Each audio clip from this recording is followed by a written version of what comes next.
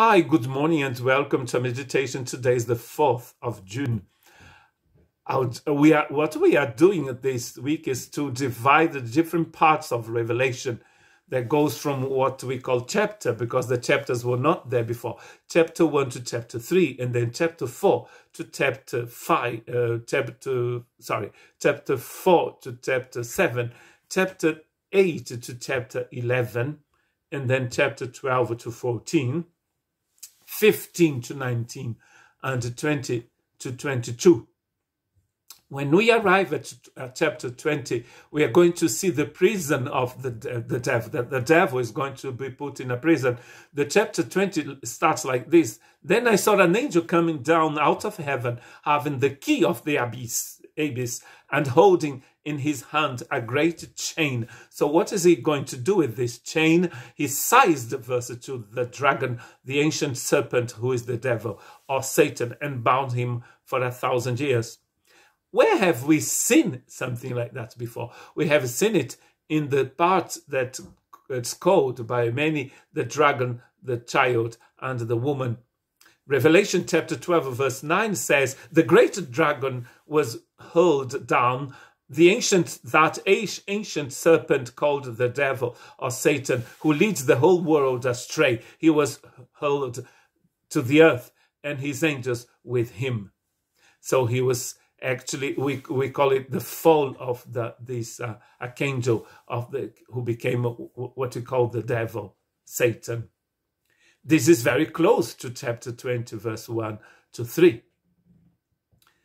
The devil is not going to fall many, many times, the same way that Jesus is not going to come many, many times.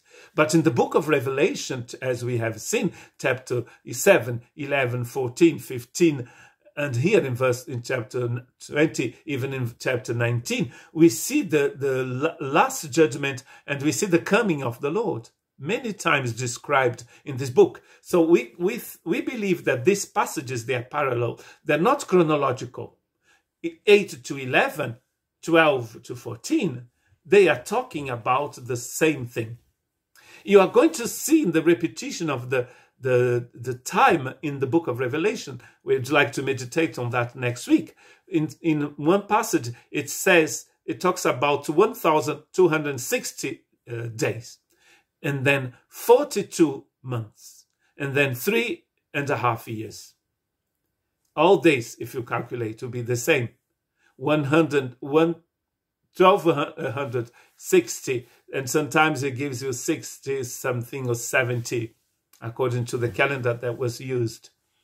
But it is the same time, the same thing, the repetition of the same thing, but in a different way. Sometimes it's going to be years or then months or days. So the numbers, they signify something. We just have to understand what it is. So what does it mean that Satan is going to be sent down to earth for 1,000 years? Revelation chapter 20 verse 7 says, when the 1,000 years are over, Satan will be released from his prison. And then in chapter 10, and the devil who deceived them was thrown into the lake of burning sulfur, where the beast and the false prophet have been thrown. They will be tormented day and night forever and ever. It's interesting to see here that there are different aspects of the fall of the devil until the final judgment. What is interesting in these passages is this forever and ever. It is also used for Christ, but Christ is going to reign forever and ever. He is victorious. He's going to be victorious forever and ever. And here, evil is tormented day and night forever and ever. So where do we stand? Are we standing with the Lamb on Mount Zion and reigning with him forever and ever? Or we are going to be tormented with evil? If you turn your TV on now, in whatever channel you use in your country, you see that there is evil in the world. When you speak, sometimes you say some terrible things about other people, and that's a proof that there is evil in the world. Even the thoughts you have, even may be having now for this French Brazilian person preaching on your favorite book. and talking about things that you never thought, because you thought that 1,000 years was actually 1,000 years. And then you realize that cannot be. Because otherwise, Jesus would have 7 eyes. And he hasn't got 7 eyes. So 7 eyes, it means something about Jesus. So there is evil in the world, but evil is going to be judged.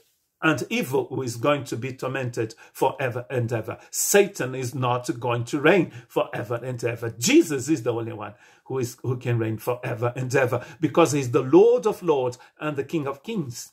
Revelation chapter 20 verse 11 says, "Then I saw a great throne, white throne, and him who sitteth on it. The earth and the heavens fled from his presence, and there was no place for them." And we have arrived again at the last day, at the last judgment, the judgment of the dead here.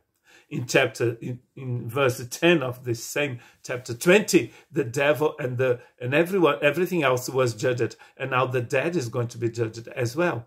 So everything is going to be at its place. And the only one who can reign forever and ever, it is Jesus Christ, our Lord. God bless you.